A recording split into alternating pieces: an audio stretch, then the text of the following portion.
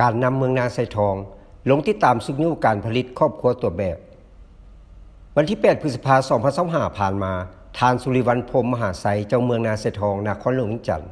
พร้อมด้วยคณะนำของเมืองและภาคส่วนเกี่ยวข้องได้ลงติดตามสุกยูการผลิตกสิกรรมของครอบครัวตัวแบบอยู่บ้านโพสีเมืองนาไซทองเพื่อแนะใส่เฮ็ดให้การผลิตของเมืองให้มีความเข้มแข็งและตอบสนองตลาดอย่างเพียงพอทั้งเป็นการจัดตั้งเพื่อขยายมติของกองประชุมครั้งที่ 8 ขององค์คณะพรรคเมืองนาไซทองให้ปรากฏผลเป็นจริงเทื่อละก้าวการลงติดตามสุกยูครั้งนี้คณะได้ไปเยี่ยมยามเบิ่งการผลิตครอบครัวตัวแบบของทานแก้วอุดรแสงอุนทรประชาชนบ้านโพสีที่ทำการผลิตกสิกรรมแบบผสมผสานเพื่อเป็นสินค้าส่งออกเส้นการเลี้ยงไก่พันไข่ใส่หนองป่าปลูกหมากสีดาเลี้ยงงัวแบบปล่อยธรรมชาติปลูกถั่วเลียนและอื่นๆปัจจุบันอยู่ฟาร์มของทานแก้วอุดรแสงอุนทรได้เลี้ยงไก่พันไข่ประมาณ 5,000 ตัวและเลี้ยงปลาขายจำนวนหนึ่งซึ่ง1 ปีสามารถขายไข่และปลาสร้างรายรับให้ครอบครัวหลายร้อยล้านกีบต่อปีจากนั้นคณะก็ได้สืบต่อลงไปเยี่ยมยามเบิงสวนหมักถั่วเลียนเอราวัณของทานเอราวัณลาดปากดีอยู่บ้านโพสีพร้อมทั้งได้รับฟังการรายงานและเสนอแลกเปลี่ยนความคิดความเห็นกับเจ้าของสวนและการนำของเมืองนาไซทองเพื่อซอกหาวิธีทางช่วยเหลือแก่สาวเกษตรกร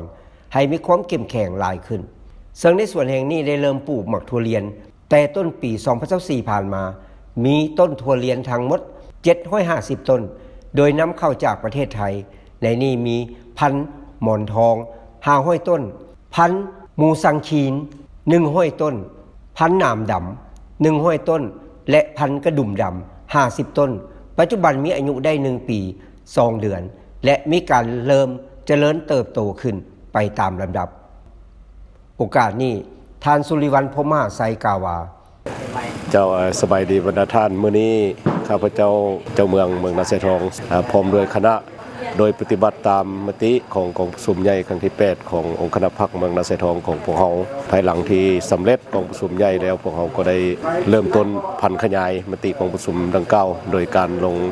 สุกยูบรรดาหัวหน่วยการผลิตต่างๆที่ขึ้นกับเมืองโดยเฉพาะเมืองนาไซทองของพวกเราก็เป็นเมืองกสิกรรมเนาะปลูกฝังเลี้ยงสัตว์ในมื้อนี้พวกเขาได้ลงมาสุกยู2หัวหน่วยการผลิตเนาะเมื่อเช้านี้พวกเขาก็ได้ไปเยี่ยมยามฟาร์มไก่ไข่เนาะอยู่บ้านผลคำนี้พวกเขาก็เห็นได้ว่าซึ่งเป็นครอบครัวตัวแบบของเมืองนาไซทองของพวกเขาก็เห็นได้ว่าการผลิตไข่ไก่ก็ผ่านมาหลายปีแล้วก็สามารถตอบสนองให้แก่ความมีความต้องการของชาวเมืองนาไซทองแล้วก็สามารถส่งขายออกต่างแขวงต่างเมืองเนาะและวันที่2นี้พวกเขาก็ได้มาเยี่ยมยามสวนทุเรียนเนาะสวนทุเรียนสิงห์คำอยู่บ้านภูสีนี้ก็ถือว่าเป็นส่วนแห่งธรรมิตรเนาะซึ่งเจ้าของกิจการเพิ่นได้มาลงทุนเป็นบ่อนริเริ่มทดลองปลูกทุเรียนนี่ซึ่งหาก็จะตั้งปฏิบัติได้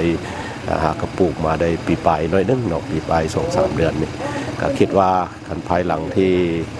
ได้รับผลผลิตอันนี้นะครับสิทธิผลอยู่เมืองนาไซทองของพวกเราก็จะได้มีผลิตภัณฑ์คือมักถั่วเลียนเนาะเป็นสินค้าอีกประเภทหนึ่งเพื่อบวกเติมกับบรรดาสินค้าที่พวกเรามีอยู่ฮั่นมื้อนี้พวกเราก็ได้มาเห็นกรรมวิธีการที่เพิ่นปลูกและก็มีความยุ่งยากสลับซับซ้อนพอสมควรแต่ถึงอย่างใดก็ตามข้าพเจ้าหวังอย่างยิ่งว่าเจ้าของธุรกิจโดยภายใต้การร่วมไม้ร่วมมือของคณะพรรคของชาวเมืองนาไซทองก็คือองค์การปกครองเมืองก็คือองค์การปกครองบ้านพวกคำนี้จะเฮ็ดให้ธุรกิจของเพิ่นสามารถประสบผลสำเร็จตามจุดประสงค์ระดับคาดหมายพร้อมนี้ท่านเจ้าเมืองนาไซทองยังได้เรียกร้องให้ภาคส่วนดังกล่าวก็คือการนำของเมืองแต่ละขั้นเอาใจใส่สุกยูส่งเสริมการผลิตดังกล่าวให้เติบใหญ่ขยายตัวขึ้นไปเรื่อยๆสำหรับคำเสนอเกี่ยวกับการตอบสนองด้านการตลาดและทุนหอนที่ชาวเกษตรกรต้องการขั้นเมืองจะได้นำไปพิจารณากับภาคส่วนเกี่ยวข้องเพื่อช่วยสุกยูส่งเสริมชาวเกษตรกรให้อยู่รอดและมีรายรับเพิ่มขึ้นตามแนวทางนโยบายของพรรคนั่นแหละ